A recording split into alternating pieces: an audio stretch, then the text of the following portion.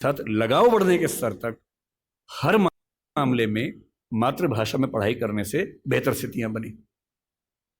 मैं फिर कह रहा हूं, ये बात हिंदी की नहीं है, ये मराठी की भी है, तेलुगु की भी है, तमिल की भी है।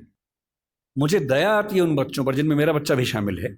मैं भी उसी समाज की पैदाइश हूं, उसी समाज के दबाव मुझ पर भी काम करते हैं। और ये रिसर्च मैंने संयोग से अपने बच्चे की प्राथमिक शिक्षा के बाद पढ़ी, पहले पढ़ी होती तब भी मैं क्या करता, दिल्ली में आपको एक भी अच्छा स्कूल मिलेगा ही नहीं जो मातृभाषा में पढ़ाता हो। एक ऐसा माहौल है, मुझे दया आती है उन बच्चों पर। वो घर में जब 9-10 महीने के होते हैं या 3 साल के जब होते हैं तब वो स्कूल जाना शुरू करते हैं। 2.5 साल का बच्चा अपनी भाषा में कॉम्प्लेक्स सेंटेंसेस बनाना सीख जाता है अपने आप, बिना एक शब्द भी पढ़े लिखे। आप घरों में देखिए छोटे बच्चों को, अच्छे से वाक्य बोलेंगे। और 2.5 साल का बच्चा तो नए वाक्य बनाने लगता है, वो भी जटिल वाक्य, सरल वाक्य नहीं।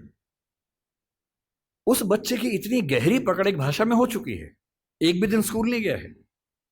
और इसलिए मातृभाषा का अध्यापन जब स्कूल में होता है, टीचर को पता होता है कि बच्चे को भाषा पहले से आती है, इसे दुरुस्त करना है, सिखाना नहीं है जीरो से। और वो बच्चा बड़े अच्छे मूड से स्कूल गया, उसे मम्मी को टाटा किया, स्कूल जाके पता लगा टाटा नहीं बोलना, बाय बोलना है। उसकी दुनिया खिसक जाती है उसके पैर के नीचे से।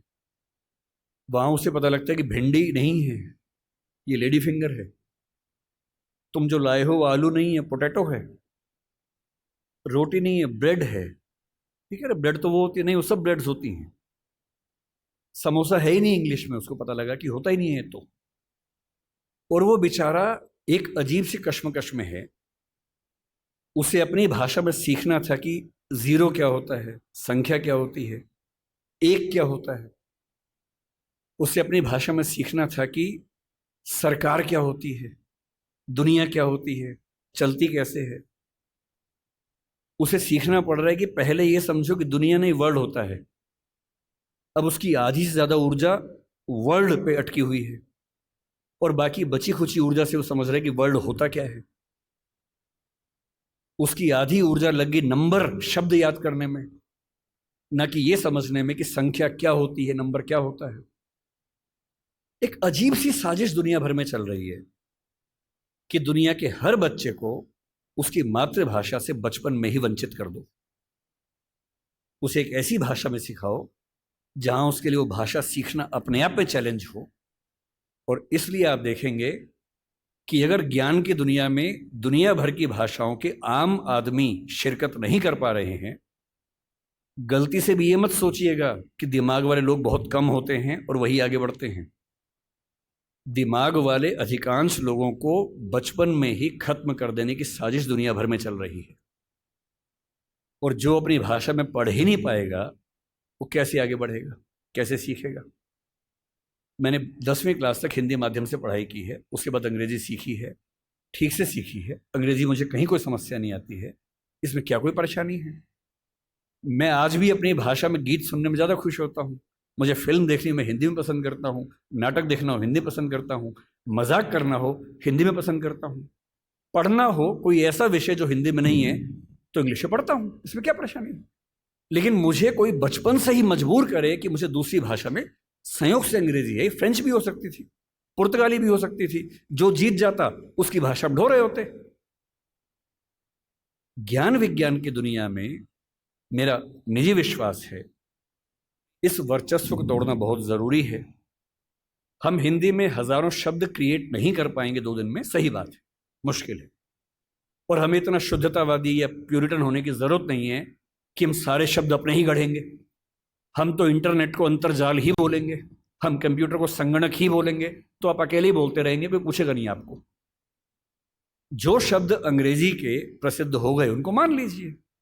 जापानी भाषा का शब्द है रिक्शा, आप रोज रिक्शा में घूमते हैं, कभी आपने कहा कि रिक्शा को मैं नरयान बोलूंगा? कई लोग बोलते हैं नरयान, कि मनुष्य द्वारा चलने वाला एक विमान या वाहन। क्या बकवास है। अरे जो शब्द जिस भाषा से आया, प्रसिद्ध हो गया, अपना लीजिए उस शब्द को। और उसके बाद भाषा में असली समस्या शब्द नहीं होती है। भाषा विज्ञान में एक होता है जिसको मॉर्फोलॉजी कहते हैं, एक सिमेंटोलॉजी होता है, लेकिन जो सबसे महत्वपूर्ण स्ट्रक्चर है सिंटेक्स है। सिंटेक्स का मतलब है वाक्य का निर्माण कैसे होता है, शब्दों का क्रम कैसे तय होता है, किसी नई भाषा को सीखने में सबसे बड़ी मुश्किल आती है सिंटैक्स सीखने में। आप हिंदी भाषा के सिंटैक्स में अंग्रेजी के शब्दों को शामिल कर लेंगे, रत्ती भर समस्या नहीं आएगी। और इसलिए जिसको हम कहते हैं कि अंग्रेजी माध्यम है और हिंदी माध्यम है, कहने की बातें हैं। मैं अंग्रेजी माध्यम में बच्चों को खूब पढ़ाता हूँ, 8-8 घंटे दिन में पढ़ाता हूँ, और वहाँ भी देखता हूँ कि जैसे कोई मुश्किल कंसेप्ट आता है, जब तक अंग्रेजी में पढ़ाने के बाद हिंदी में भी ना समझा दूँ, उनके चेहरे पर 12 बजे रहते हैं, क्योंकि वो हिंदी भाषी समाज के बचपन से लगातार हिंदी बोलने समझने वाले और अंग्रेजी माध्यम लेके एक ज्ञान की भाषा के तौर पर अंग्रेजी पढ़ने वाले व्यक्ति हैं। हंसी मजाक हिंदी में हो तो ठहाके मार के हंसते हैं, इंग्लिश में हो एक आध हंसता है, बाकी इसलिए हंसते हैं कि हंसने की बात थी तो हम भी हंस लेते हैं। नहीं बात बनती। मन की भाषा, आत्मा की भाषा अलग भाषा होती है, ज्ञान की भाषा अलग भाषा होती है, इसमें कहाँ कोई दिक्कत है। और इसलिए मैं आपसे कहना चाहता हूं कि ज्ञान विज्ञान की भाषा के तौर पर, व्यवसाय की भाषा के तौर पर जबरदस्ती एक वर्चस्व का दौर चल रहा है जो खत्म होना चाहिए। मुझे खुशी है कि हमारी वर्तमान सरकार इस मामले में, मैं किसी राजनीतिक दल से ताल्लुक नहीं रखता हूं, मुझे ना सरकार का समर्थक माना जाए ना विरोधी माना जाए, क्योंकि मैं सच में दूरी बना के रखता हूं, बहुत दूर बना के रखता हूं। मैं मुद्दों पर तारीफ करता हूं, मुद्दों पर आलोचना करता हूं। भाषा के मामले में वर्तमान सरकार बेहतर काम कर रही है, ये सही बात है। कई स्तरों पर हमने देखा है। मेडिकल साइंस मध्य प्रदेश से शुरू हुआ, एक ही साल में एमपी में, यूपी में, उत्तराखंड में शुरू भी हो गया। और मैं कई साल से सोचता था कि मेडिकल साइंस में ऐसा क्या है जो हिंदी में नहीं पढ़ सकते। और सोचिए, डॉक्टर बनने के बाद करना क्या आपको डॉक्टर बन के आम आदमी का इलाज करना है। भारत के आम आदमी की हालत क्या है? डॉक्टर के पास जाता है, उसको एक वाक्य समझ में नहीं आता है। डॉक्टर 4 लाइन इंग्लिश की बोलता है, कुछ मुश्किल शब्द बोलता है, तो वो मान लेता है कि ज्ञानी आदमी है, ठीक बोल रहा होगा। उसे अपनी हेल्थ के बारे में एक वाक्य ठीक से समझ में नहीं आता है। किसी विकसित देश में चले जाइए, डॉक्टर की जिम्मेदारी होती है कि जब तक मरीज सारी बातों को ठीक से न समझ ले तब तक इलाज शुरू नहीं कर सकता है। हमारे देश में भाषा का अंतर ऐसा है कि मरीज अपनी बीमारी को ठीक से कभी समझ ही नहीं पाता है। ऑपरेशन तक की सहमति ले लेते हैं अंग्रेजी बोल के, वो समझ नहीं पा रहा होता, हाँ तो हो गया, साइन कर, हाँ साइन कर दिया। उसमें क्या लिखा हुआ है कि तुम्हारा ऑपरेशन करेंगे, तुम मर भी सकते हो, मर गए तो तुम्हारी जिम्मेदारी है। कुछ पता ही नहीं उस बेचारे को। क्यों भारत का हर डॉक्टर, तमिलनाडु का डॉक्टर तमिल में क्यों ना बात करे पेशेंट के साथ, कर्नाटक का डॉक्टर कन्नड़ में बात करे, हिंदी का डॉक्टर हिंदी में बात करे, और अंग्रेजी मातृभाषा वाले जो 2,70,000 लोग हैं उनके लिए कुछ डॉक्टर इंग्लिश वाले रख लीजिए। डॉक्टर की भाषा तो समाज की भाषा होनी चाहिए, यही कानून के साथ है। हमारी जुडिशरी इतना जबरदस्त जुडिशियल फ्रीडम, जुडिशियल इंडिपेंडेंस, संविधान का मूल ढांचा है, सब बातें बढ़िया हैं। पर जिस देश की आबादी में 2,70,000 लोग अंग्रेजी मातृभाषा वाले हों, उस देश का सुप्रीम कोर्ट सारे निर्णय अंग्रेजी में ही देगा, ये कहाँ का लोकतंत्र है? यहाँ आपका जो जुडिशियल इंडिपेंडेंस है या जुडिशियल रिस्पॉन्सिबिलिटी है, वो कहाँ से ली जाती है उस समय? आपके सुप्रीम कोर्ट में मधु लिमये नाम के व्यक्ति जिद करते हैं कि मैं हिंदी में अपनी बात रखूंगा, आप उनको परमिशन देने के बाद नकार देते हैं कि हमसे गलती हो गई, ऐसा नहीं कर सकते हैं। मेरे देश में, मेरे सुप्रीम कोर्ट में अपनी भाषा में आप बोल भी नहीं सकते। आप 28 राज्यों में से केवल 4 राज्यों में हिंदी में हाई कोर्ट में बात करने की परमिशन देते हैं। पर लोकतंत्र का मतलब क्या होता है? कुछ गिने चुने एलिट्स के हिसाब से जनता अपनी भाषा बदलेगी या जनता की भाषा से प्रशासक भाषा बदलेंगे अपनी? अगर लोकतंत्र है तो लोकतंत्र में जनता की भाषा ही केंद्र में होनी चाहिए, कोई और भाषा केंद्र में कैसे हो सकती है? पर हम लोग इतने आदी हो चुके हैं, हम स्लेव मेंटेलिटी के इतने अभ्यस्त हो चुके हैं कि हम ये प्रश्न कभी नहीं करते। हमारे सुप्रीम कोर्ट के चीफ जस्टिस या कोई जज हिंदी में क्यों नहीं बात कर पाते? और नहीं कर पाते, मैं फिर बार बार कह रहा हूँ, मामला सिर्फ हिंदी का नहीं। मेरी इच्छा है कि सुप्रीम कोर्ट के बहुत सारे जजेस में कुछ को तमिल ठीक से आती हो, कुछ को तेलुगु अच्छे से आती हो, कुछ को मराठी आती हो, कईयों को हिंदी आती हो।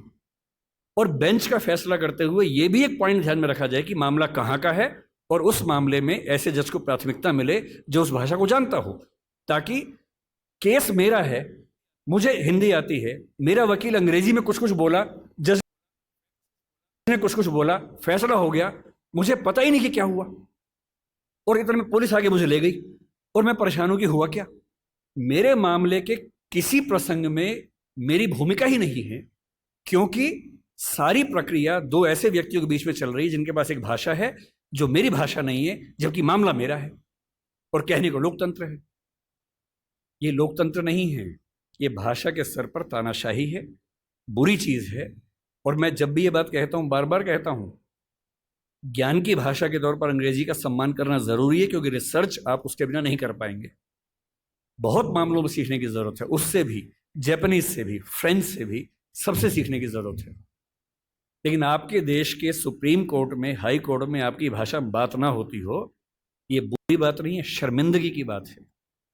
हमें एक समाज के तौर पर शर्म आनी चाहिए।